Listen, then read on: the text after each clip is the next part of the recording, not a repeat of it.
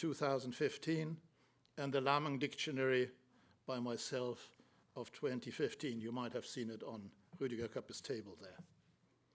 For most languages, all we have is some short word lists.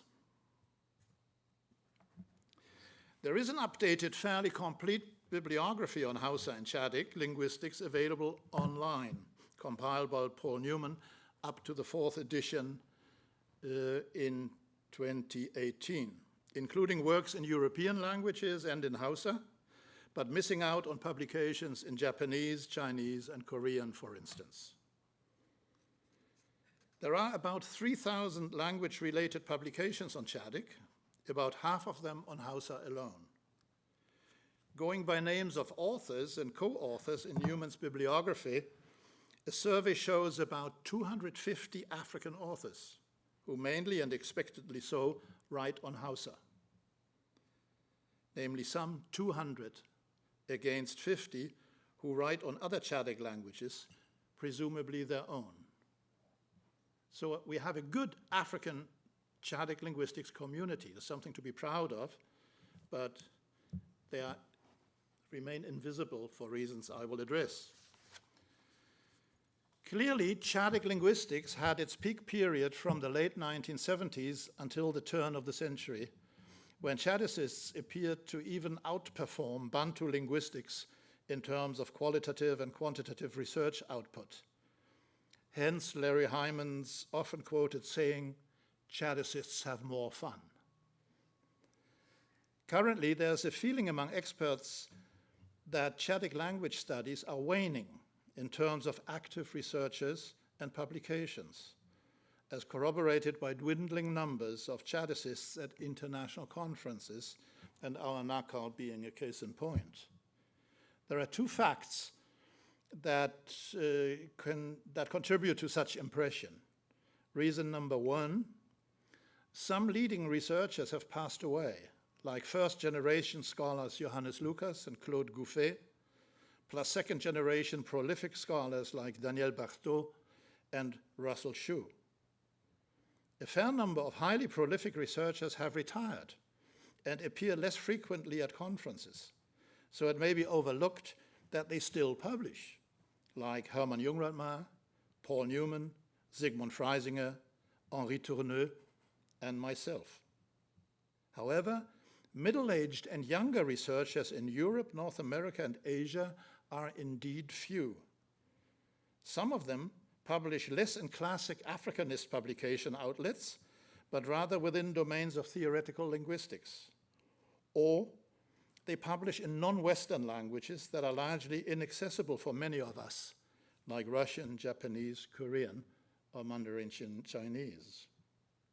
Reason number two, there's a growing, as I mentioned, number of African scholars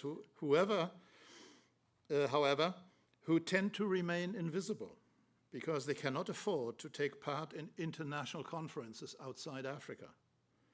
This also prevents inclusion of papers by them in the proceedings of such conferences. I will provide some figures below.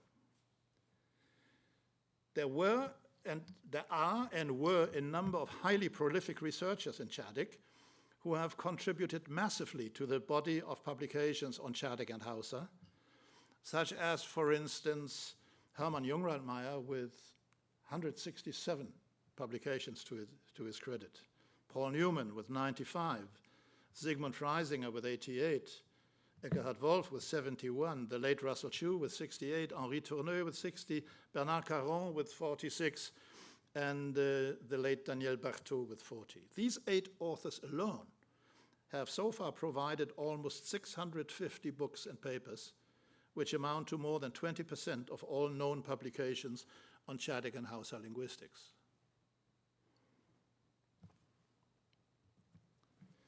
Looking back on just the last 10 years, from 2009 through 2019, we do indeed see a decline in numbers of publications. In the diagram, we distinguish known books in any language, including grammars, dictionaries, edited volumes, such as Proceedings of Chadic or Hausa Conferences, and festschrifts for renowned Hausaists and Chadicists, but disregarding MA and PhD publications, so they are not included here, we see that even the number of papers on Hausa have declined dramatically. This may also link up with the fact that, for instance, in the US, the teaching of major African languages like Hausa has almost stopped. As a consequence, less African students work as teaching assistants while preparing for their PhDs. Their attendance at conferences lessens, and subsequent proceedings no longer boost publication figures. Let us look at international academic networking and specialized conferences. Before 1976, there were no regular conferences specifically devoted to Chadic or Hausa. Chadicists met at general African linguistics conferences or at those devoted to Hamido-Semitic or Afro-Asiatic. International centers of the first generation were Hamburg in Germany with Johannes Lucas, London in the UK with Freddie Parsons, and Paris with Claude Gouffet. In the mid-1970s, Chadic linguistics began to establish wider international networks. The first one was conceived when Paul Newman and myself created the initiative for a quinquennial sequence of an international colloquium on the Chadic language family. The first colloquium was held in Leiden in 1976 with 35 participants from England, France, West Germany, the Netherlands, Nigeria, and the United States. The proceedings were published in 1977. A follow-up international colloquium on the Chadic language family was held in Hamburg in 1981, combined with a symposium on Chadic within Afro-Asiatic. It was attended by 24 high-class scholars from all over Afro-Asiatic.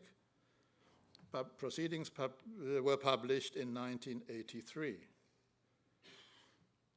The series was then kind of hijacked by Zygmunt Freisinger, who ran an international symposium of Chadic linguistics at Boulder, Colorado in 1987, which was attended by 18 scholars. The proceedings published in 1989. After this disruption of the original series, there were no more follow-up conferences during the 1990s. In a parallel fashion, beginning in 1977, a French-German subnetwork was set up between a Groupe d'études Chadic at CNRS and mainly Hermann Jungradmeyer at Marburg University, which entertained regular meetings, largely among themselves, to the exclusion of others. Papers were published mainly in a Marburg series, occasionally also by LACITO. Jungradmeyer also organized an international conference on the Chad languages in the Hamido-Semitic Nigritic borderland in Marburg in 1979. Proceedings published in 1982. In 1984, Daniel Barthaud organized 2 journées d'études on les langues chadiques dans le bassin du lac Tchad at Orstom in Paris, also proceedings being published in 1987. Clearly, the 1980s were the heyday of Chadic linguistics. The number of international centers grew. They were located at universities in which central figures held senior academic positions, like Hermann Jungradmeyer in Marburg, later Frankfurt, Claude Gouffet, later followed by Bernard Caron in Paris, Paul Newman in Kano, then Leiden, later Bloomington, I myself in Hamburg, later Leipzig, Russell Chu in Los Angeles, Zygmunt Freisinger in Boulder, Colorado, Dmitry Ibrishimov in Frankfurt, later Bayreuth. Since the year 2001, Chadic and Hausa linguistics gravitate towards the biennial international colloquium on the Chadic languages, abbreviated to BICL, or as Henri Tourneux says, bicycle, which had been jointly established by Henri Tourneux, Dmitry Ibrishimov, and myself. It is held alternatingly between 2 German universities, originally Bayreuth and Leipzig, and CNRS at Villejuif. From 2017 onwards, Bayreuth is replaced by Vienna and Leipzig by Hamburg. Villejuif stays on. So far, 12 volumes in its own book series, Chadic Linguistics, Linguistique Chadistic, with Rüdiger Koppe, have been produced, including 10 colloquium proceedings. Other conference series existed, for instance, on the Hausa language in Nigeria and Hausa studies, one in Nigeria, one in Italy, but have obviously been discontinued after the first 1 or 2 meetings. Academic institutions with explicit interest in Chadic and Hausa are also found in Austria, Cameroon, Chad, China, Italy, Japan, Poland, Niger, Nigeria, Russia, and South Korea. As was mentioned before, only about 40 languages have received any substantial treatment, which means that some 150 Chadic languages must be considered under-researched and under-described. Some of them may be considered endangered by lingua francas in their neighborhood, such as Hausa, Fulfulde, and Arabic, most of all. Their L1 speakers tend to be stably bi- or multilingual and possibly on the verge of language shift to any of the major lingua francas in the area. For many decades, a large number of Chadic languages in the Republic of Chad were not accessible to researchers due to security constraints during periods of internal warfare.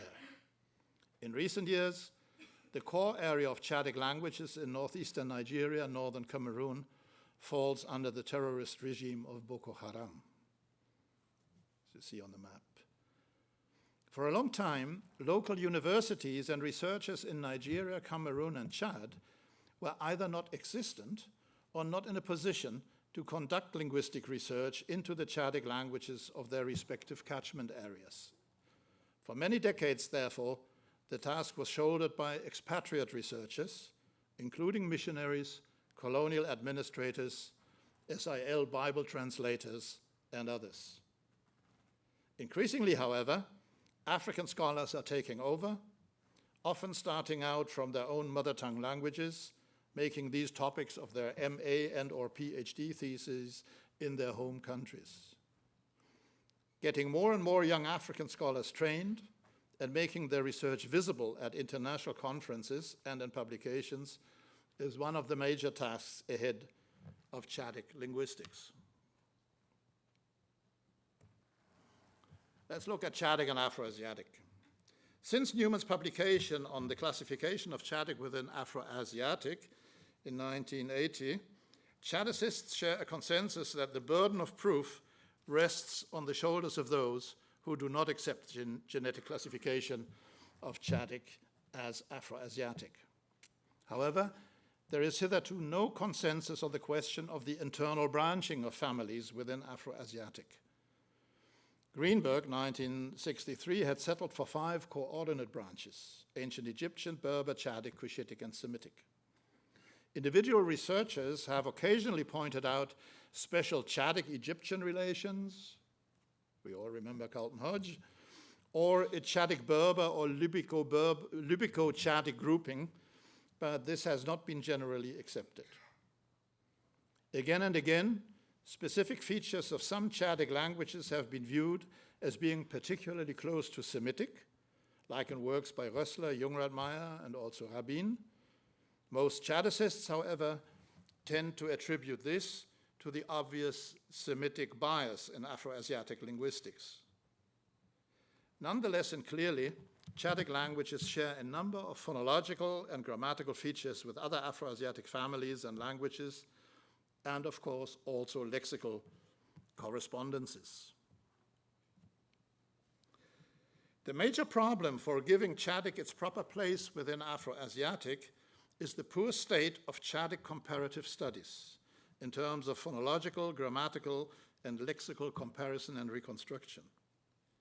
Diachronic Chadic linguistics is still in its infancy because it is severely hampered by a number of specific Chadic internal problems.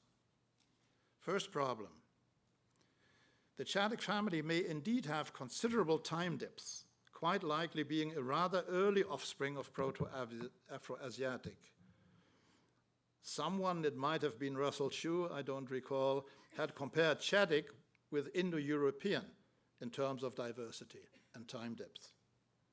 Second problem, given their long presence in Central Africa, Chadic languages underwent long-lasting contact scenarios with languages of different stock in the area. They are kind of sandwiched between Nilo-Saharan and Niger-Congo languages, which have presumably contributed considerably to internal divergence among Chadic languages, even within same sub-branches. Third problem, the peculiarities of diachronic Chadic phonology make it impossible to reliably reconstruct the phonology and lexicon of Proto-Chadic by a straightforward application of the comparative method. Therefore, we do not yet have lexical reconstructions that would be complete with vowels. We don't even know how many vowels, if any at all, should be reconstructed for the various proto-languages of the branches within Chadic, not to speak of Proto-Chadic at the deepest level. Fourth problem, despite obvious similarities and parallels, but in the face of remarkable internal divergence, we have not advanced very far in reconstructing nominal or verbal morphology and grammar, nor do we have reached agreement on basic syntactic patterns. On the other hand, the problems encountered in Chadic diachronic linguistics, even if not yet solved satisfactorily within Chadic, are such that they may raise interesting questions also for other families within Afroasiatic.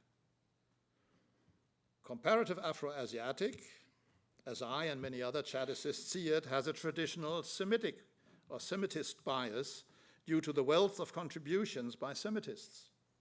For various reasons, insights from Chadic and Omotic languages, for that matter, have been largely ignored for a long time. Hence, either certain questions just didn't arise, or researchers did not see any reason why some of their received wisdom should be questioned. I would maintain that Chadic reflects distinctly pre-Semitic states of phonology and grammar, which puts it much closer to Proto-Afroasiatic than to Proto-Semitic, which I take to be the youngest family within Afroasiatic anyway. For this talk today, I will not adduce evidence to support the claim that Chadic is Afroasiatic. I take that for granted. I rather want to discuss issues where Chadic would appear to differ from other Afroasiatic languages, but where there's reason to assume that comprehensive historical analysis will lead us to discover a common origin in Proto-Afroasiatic, despite all the many surface differences. So let us address some open or disturbing questions for Afroasiatic that emanate from diachronic Chadic linguistics. The least I would like to achieve is to raise some suspicion among you concerning some of the received wisdom about the typology and history of Afroasiatic. I'm aware, of course, that in the worst case, I'm just substituting a Chadicist bias for the Semiticist bias that we have complained of, but even that may be illuminating in a dialectic way. The first issue to look at is that of suprasegmental structure. The vast majority of individual Afroasiatic languages are spoken in Africa. In terms of suprasegmental phonology, they fall into two groups. The northern group languages are non-tonal, Berber and Semitic, with a question mark behind ancient Egyptian. The southern group languages are all considered to be tone languages, Chadic, Cushitic, and Omotic, if the latter is considered to belong to Afroasiatic at all. Geographic distribution of the language families within Afroasiatic would support the claim that the southern fringe families, Chadic, Omotic, and Cushitic, could have acquired tonality through long periods of contact with African tone languages of Niger-Congo and Nilo-Saharan stock. Under this assumption, Proto-Afroasiatic would be postulated to be non-tonal. The southern fringe languages would be assumed to have acquired tonality as an African areal feature. Theoretically possibly is, of course, that Proto-Afroasiatic was tonal from the start and has later given up tonality in favor of pitch accent systems due to areal contact with non-tonal, non-African languages at the northern and northeastern periphery, mainly Indo-European or Eurasiatic.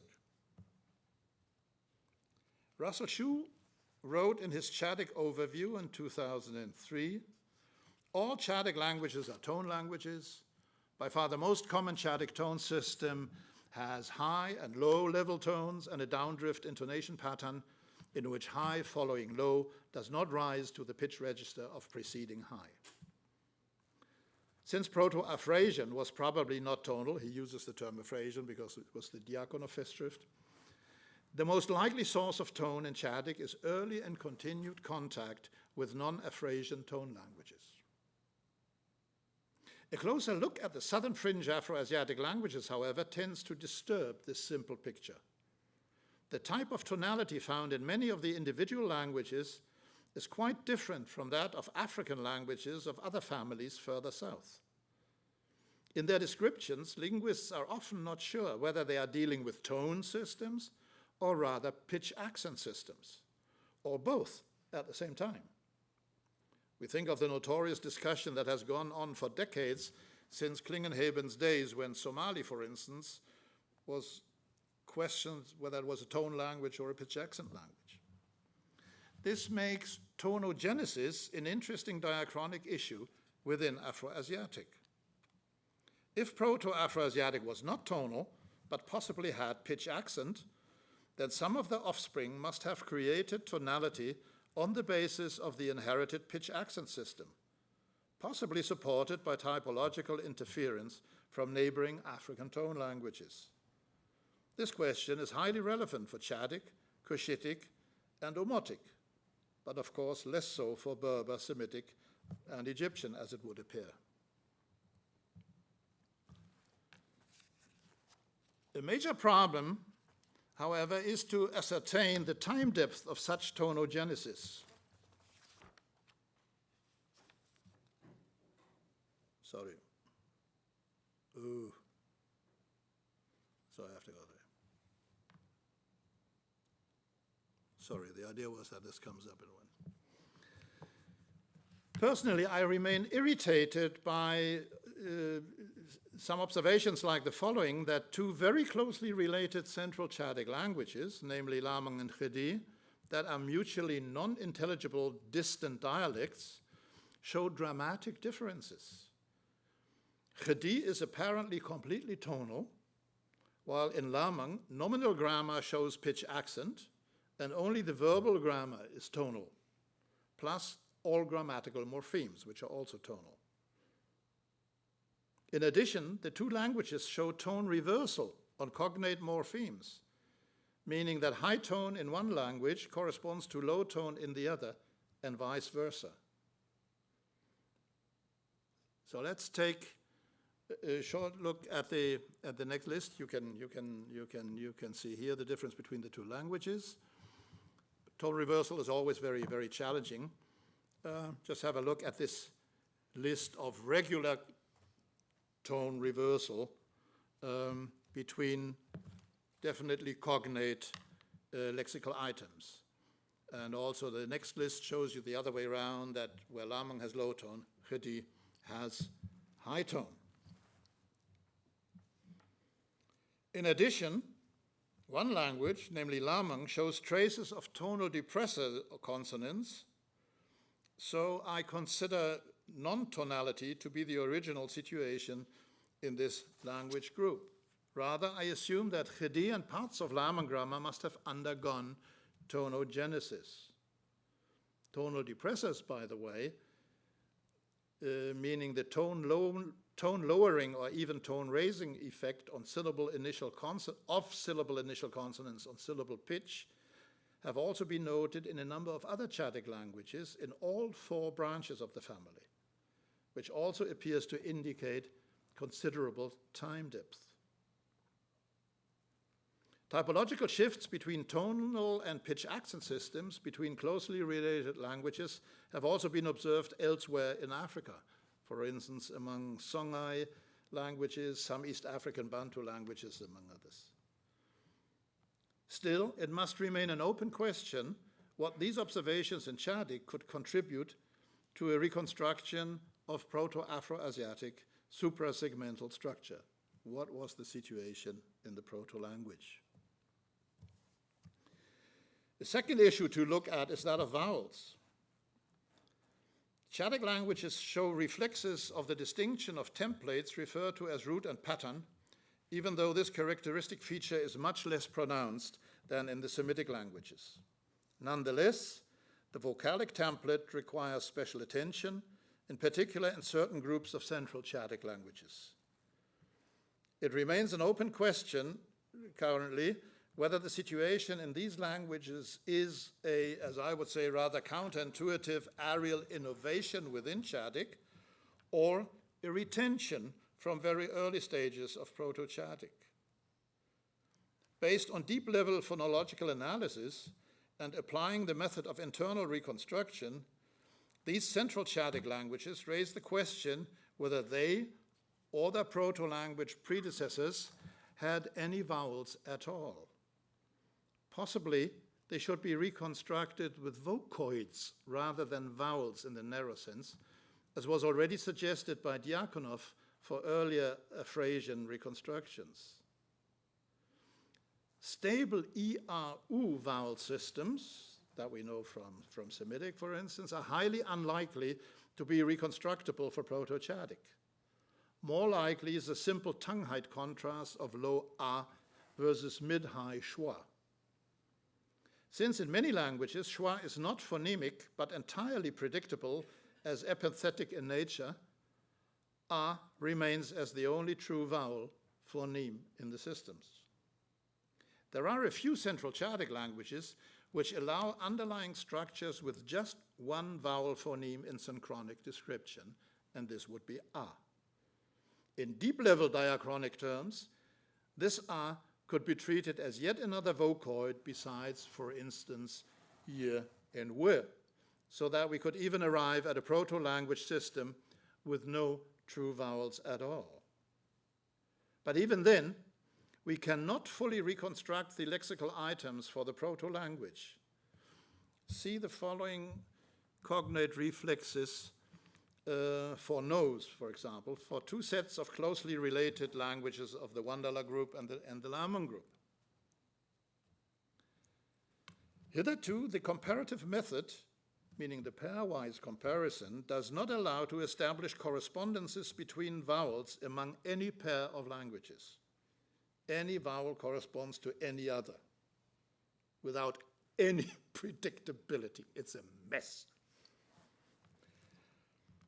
Starting off from surface vowel representations, as I said, any vowel will correspond to any other vowel or its absence between pairs of languages, whether in medial or in final position of the word. It looks as if the comparative method comes to its limits here. The solution lies in the so-called prosody approach. In addition to the assumption of vocoids rather than vowels, comparative Chadic profits enormously from the recognition of word-level palatalization and labialization, individually or combined, to affect either vowels or consonants or both. It is only under this approach that reconstructions of lexical items from a proto-language become feasible under the comparative method. Taking palatalization and labialization prosodies into account, we arrive at transparent lexical reconstructions for instance, Proto-Central Chadic A. Let's take again the word for nose.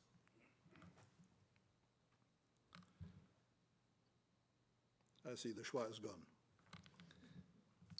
The comparative method now works perfectly once we undo the palatalization and labialization effects on vowels and consonants and identify their segmental sources in underlying structure and or diachronic origin, and only postulate one true underlying vowel, namely A.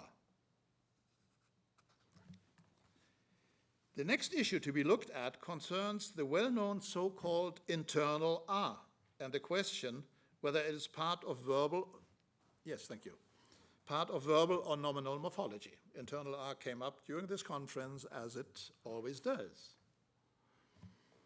Afro-Asiaticists widely recognize so-called internal R as a retention from Proto-Afro-Asiatic, which is found in both nominal and verbal grammar.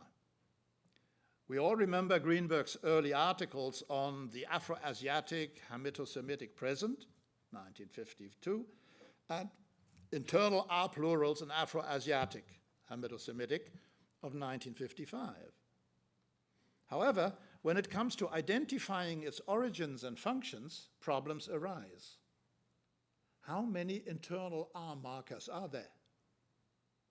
Do all surface occurrences of internal R reflect the same underlying historical marker? In Chadic and at the surface of things, the situation appears to mirror that of Afro-Asiatic as a whole. That is, we find what looks like internal R in both verbal and nominal morphology. However, Chadic reconstruction suggests that surface internal R has three different origins. R as a morphological marker, a true infix, it is only part of verbal grammar where it marks so-called pluractionals, action performed several times on several objects or by several subjects, or just sort of frequently. Second, surface occurrences of R in noun plural formations are best explained in terms of either broken plurals, by changes in the vocalization template, or, and very often so, as distant assimilation from a suffix, so we best speak of umlaut. In sum, from a Chadic perspective, internal R is a misnomer when we mean to identify it as a single morphological marker involved in both noun plural formation and in verbal grammar, as had been pointed out by Newman in 1990 already. Let us look closer at the situation in Chadic. We start by looking at manifestations of so-called internal R in noun plural formations. In the synchronic descriptions of present-day Chadic languages, we would not want to speak of root and pattern and vocalic templates. But in diachronic analysis, we may well be dealing with vocalic templates by which singular and plural forms are distinguished in terms of broken plurals, as we know them from other families within Afroasiatic. We could speak of pattern maintenance when all vowels are affected by pattern changes, and of pattern reduction when the first and leftmost vowel remains unchanged and only the final and pre-final vowels undergo changes. Occasionally, the full pattern replacement of broken plurals becomes blurred by diachronic processes of apocopation and syncopation. In other cases, however, what looks like internal R is a concomitant feature of suffix formations which originally contained R, but later underwent final vowel deletion. Hence, we speak of diachronic umlaut, which tends to be confused by some authors with synchronic ablaut. See the following examples. Sorry for this, so I should have brought my own machine. But you see, where there was no R, R's appear. All this is different from internal R as infix within the roots of verbs, marking the category of pluractional, meaning repeated action by plural subjects or on plural objects or as plurality of action. And again, I'm sorry for the distortion. Pluractionality marked by infix R is first of all a root internal derivational category. However, such forms are being grammaticalized to mark categories in the inflectional system, namely categories that are then referred to as imperfective, habitual, or present, as we also shall see later. Let us first look at something different, which, however, is also related to the wider domain of verbal plurality and which must be discussed under 4 separate headings, namely pluractionality, concordial verb plurals, and disjunctive plural subject-person marking, and, fourthly, special imperative plurals. In Chadic, plurality marked on the verb has 2 different manifestations. Pluractionality, which is derivational in nature and most often marked by infix a in the verb root, and number agreement with the subject, which is grammatical in nature and is marked by a suffix to the verb. This distinction was discovered by Newman in 1990, who also suggested the labels pluractional and concordial verb plural marking. Some languages require the verb to take a plural agreement suffix when the subject is plural. The suffix diagnostically has a nasal consonant.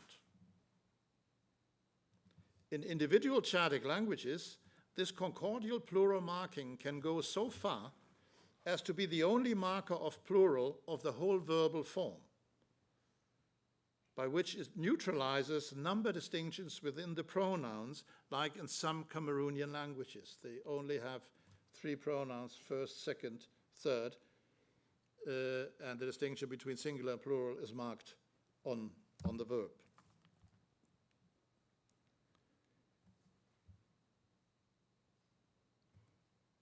Newman had already pointed out the likely relationship between concordial plural marking on verbs in Chadic and the disjunctive subject pronoun marking in second and third person plural elsewhere in Afroasiatic. This, of course, would be a major departure from received wisdom on subject pronoun marking in Afroasiatic scholarship.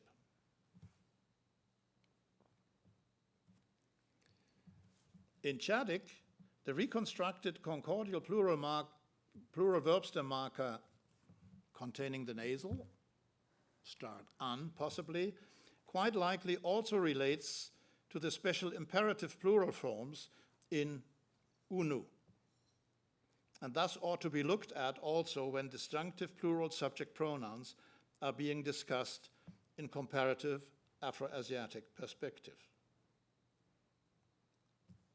The next issue to be looked at is the nature of the tense aspect mood system.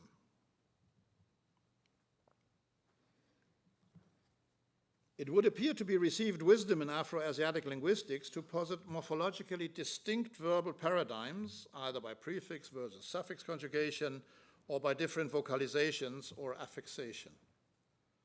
Often, these paradigms are grouped into mood tense aspect or aspect-like dichotomies like stative, non-stative, perfect, imperfect, past, non-past, present, etc., plus a marked mood category of jussive or subjunctive.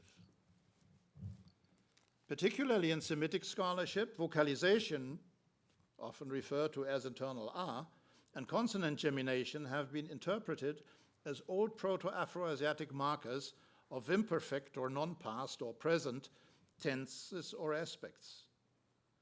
Such analysis has been carried over also into the linguistics of non-Semitic families within Afroasiatic.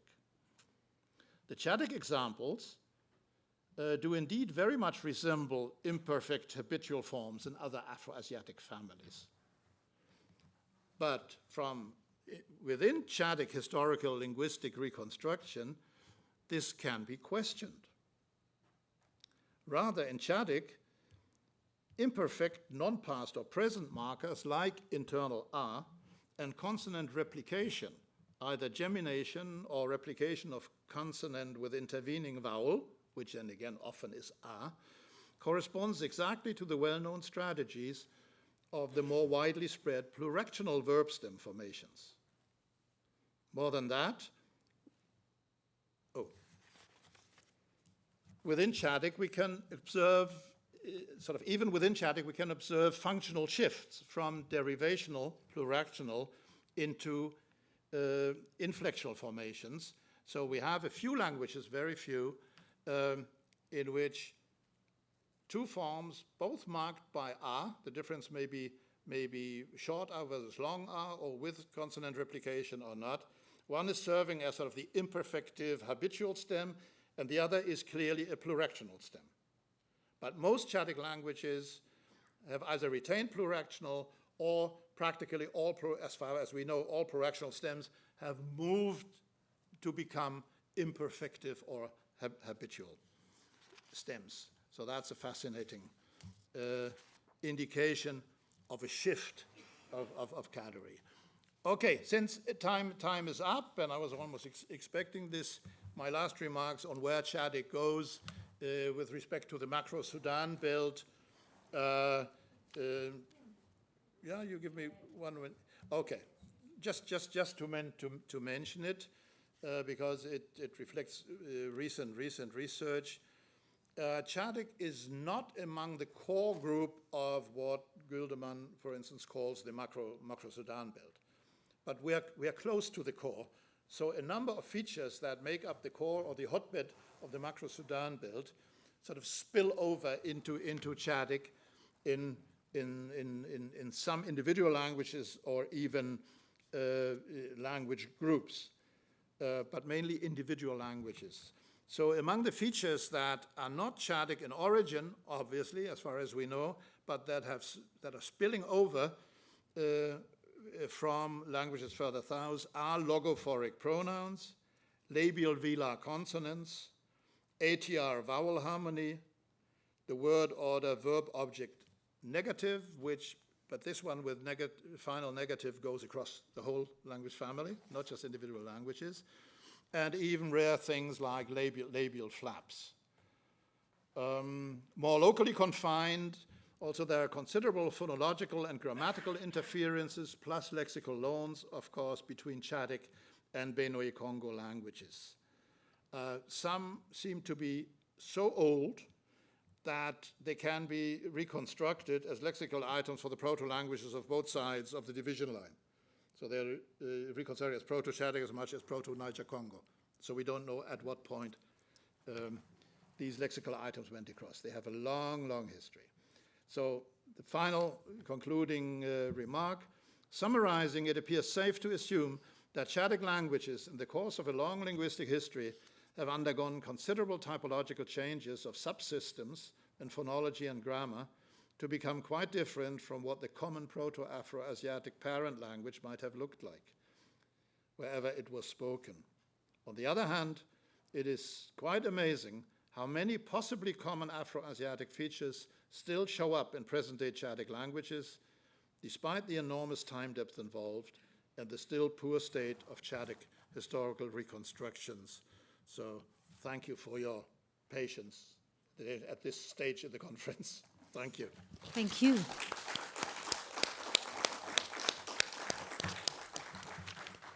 Thank you so much for this wonderful paper, such a fascinating overview.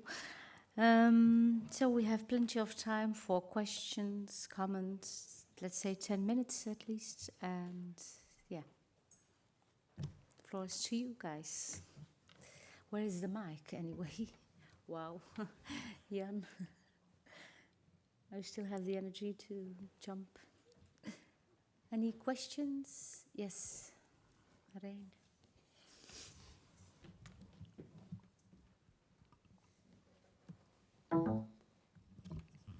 Thank you so much. This was really fascinating. I'm just kind of curious to hear your thoughts on something I always notice when I'm watching Chadic. I would say if we look at Berber and we look at the morphology of Berber, the connections with Semitic are very obvious. But then I try to look for cognates and I don't find them. And I've just watched this presentation. It's like bam, bam, bam. Every single, well, not every single word, but far more cognates than you see within Semitic or Egyptian or whatever between Chadic and Berber. And it's really, really striking. Do you have any idea why that might be the case? What is going on there? Because it always strikes me when I look at Chadic. I don't have a strong hypothesis on that. I mean, we know from the distribution when we look at the language maps that, of course, Chadic and Berber are spoken in relatively close vicinity to each other, and then assume with the time depth given, we may be reaching in periods of the Green Sahara, so that could have been a lot of more communication across. I'm not so sure what led certain researchers, I think even Paul Newman once gave it a thought, and I think the Russian school also saw a close relationship between Berber and Chadic. So notions like Lipico-Chadic came up, but it didn't catch on. We have a long common history in the area. That is true. And we know from studies, whether by Kosman or by others, that a lot of lexical items, of course, have gone to and fro between the various languages of the Tuareg and so on, because they are the closest with contact.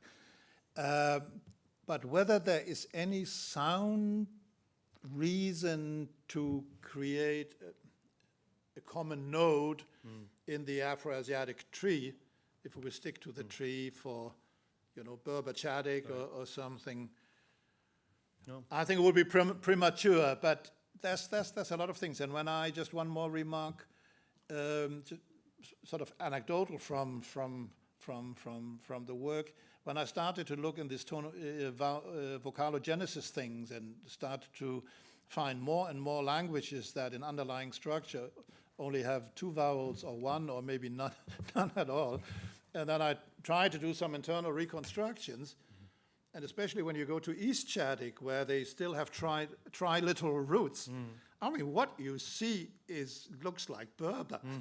Right. So, I mean, that strikes you, but it's not a meaningful observation at this point. But saying this, I even doubt my own words. It would be worth really looking into into these things. Yeah. All right. Thank you. Over here, I think.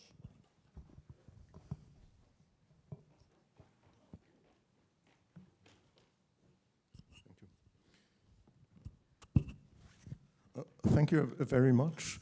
I have one question regarding possible connections between Egyptian and Chadic without in any way positing a common node. When I attended NACAL about 25 years ago, a frequent visitor at the time was Carlton Hodge, and he provided cognates, but my impression at the time was that, if I may be frank, he wasn't taken very seriously.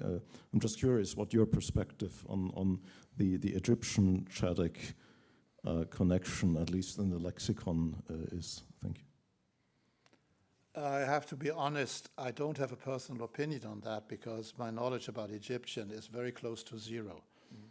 So I can't really judge things.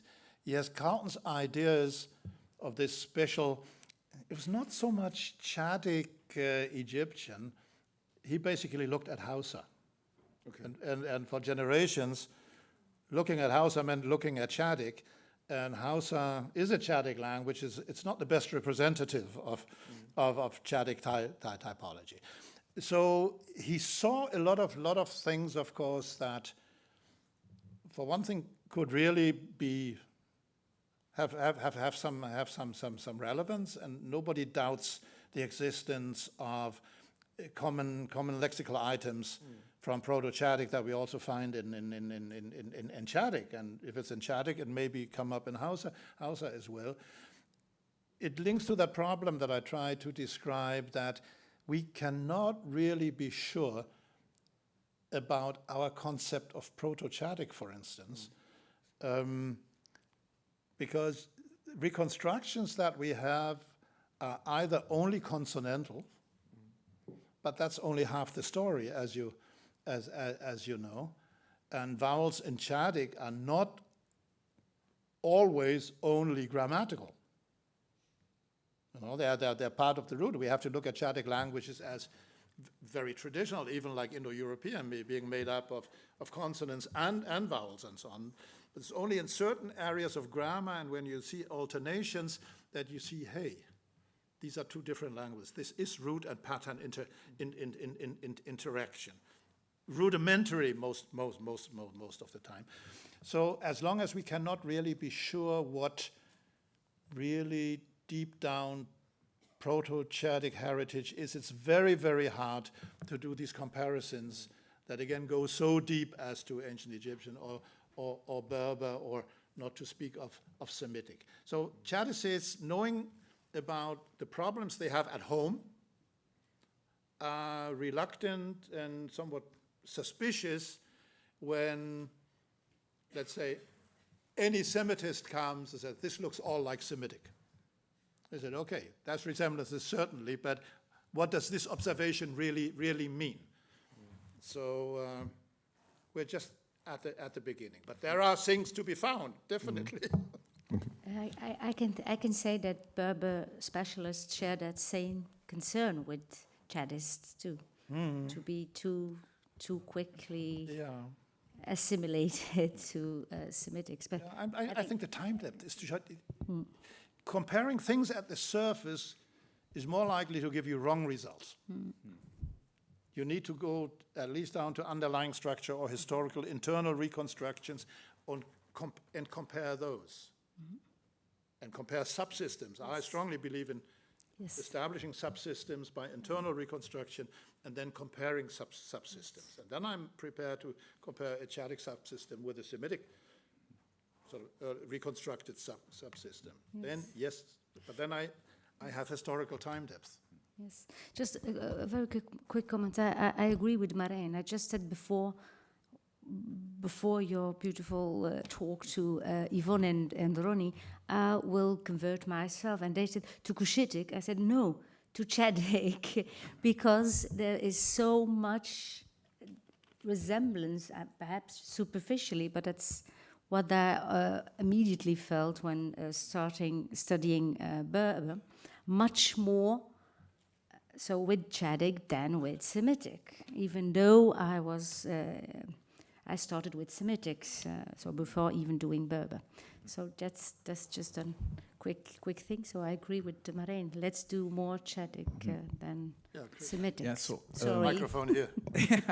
So I also, from the Egyptological side, I have to admit that most of my colleagues are still perfectly happy with a completely Semitocentric view, but I think the comparison with Chadic actually brings us much more introspection into how Old Egyptian or Coptic works. And so my question for you is, do we always have to say that if we discover typological parallels, that this is immediately a good indication for family relationship or deep relationships, or can we just describe these typological similarities and kind of note, okay, this makes also sense from the point of view that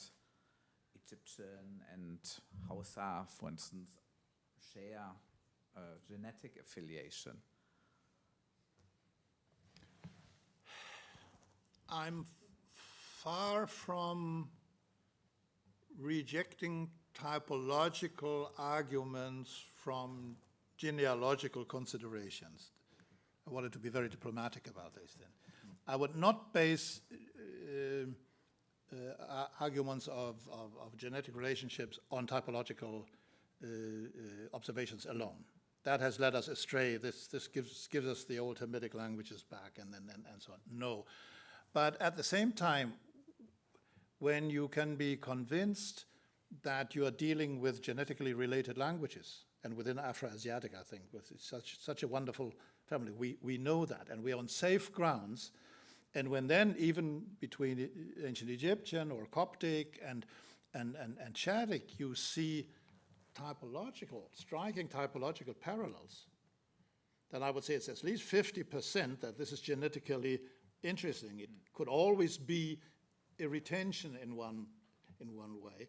So at least 50%. But normally I would prefer this to combine then general typological interpretations with sort of grammatical morpheme reconstructions. If I have the same markers there, then of course I would feel much safer. But on the other hand, as you heard me say, I talk about root and pattern, which is a clearly typological thing. Didn't say which root type or which patterns, which I consider so established within Afroasiatic that I'm not afraid to talk about rudimentary root and pattern in many Chadic languages. And then again, not in Hausa. Very hard to find root and pattern traces in Hausa.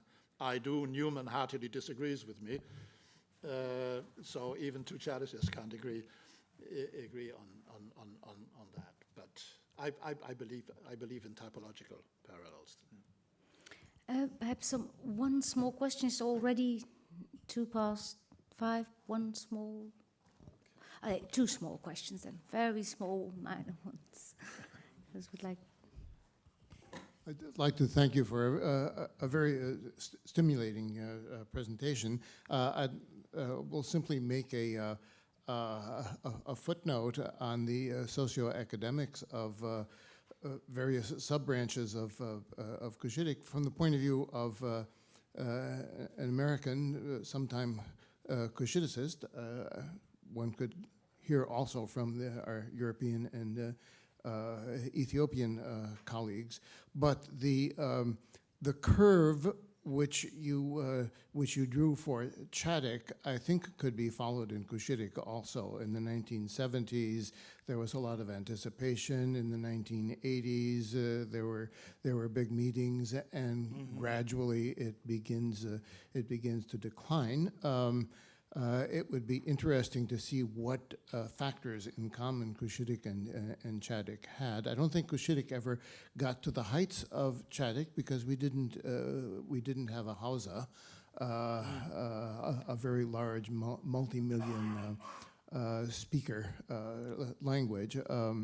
But I think the shape of the curve would be about the same, and it would be very interesting to study that.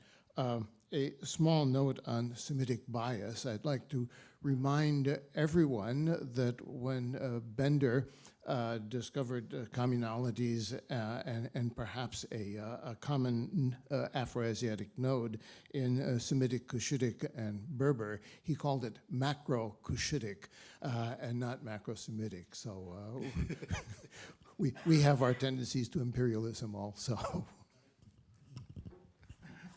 Okay. I don't think I need to comment on that. Okay, well, thanks. Not necessarily. No. Okay, well, yes. I was just wondering, and one of the things that emerges from your talk, of course, is how big a world the Chadic family is, and how much work has been done, remains to be done. So I was wondering, from the language documentation perspective, so, in an ideal world, if abstracting away from current political difficulties, what would you say the highest priorities for Chadic documentation are at the moment?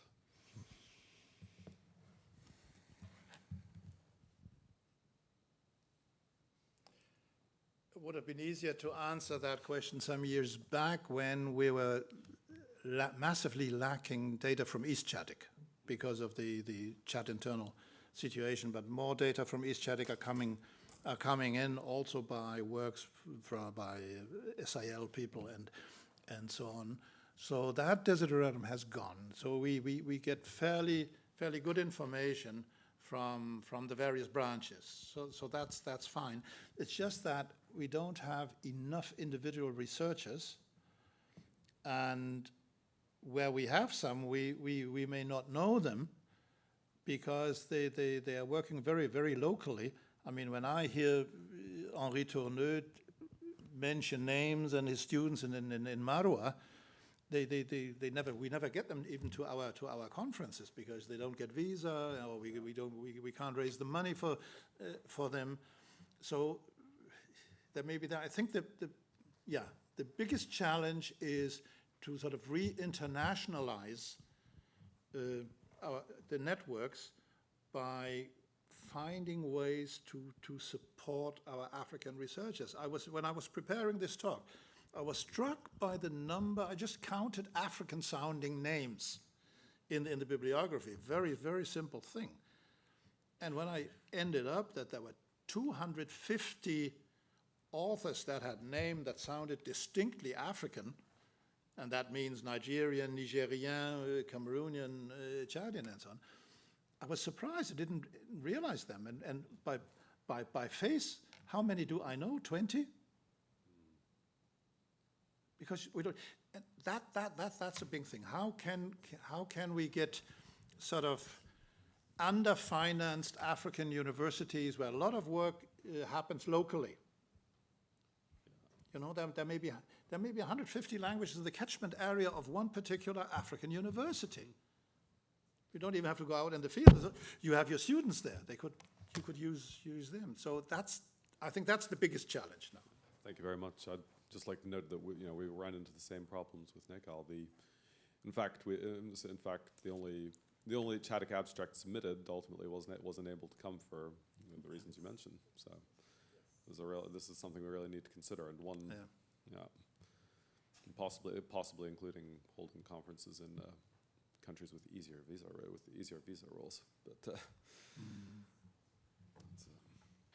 indeed, let's hope that's a solution. Anyway, I think it's time to move on and tackle some other issues like closing comments, thanks, sharing some information, and so on and so on and so on. So, thank you very much. Thank you for this.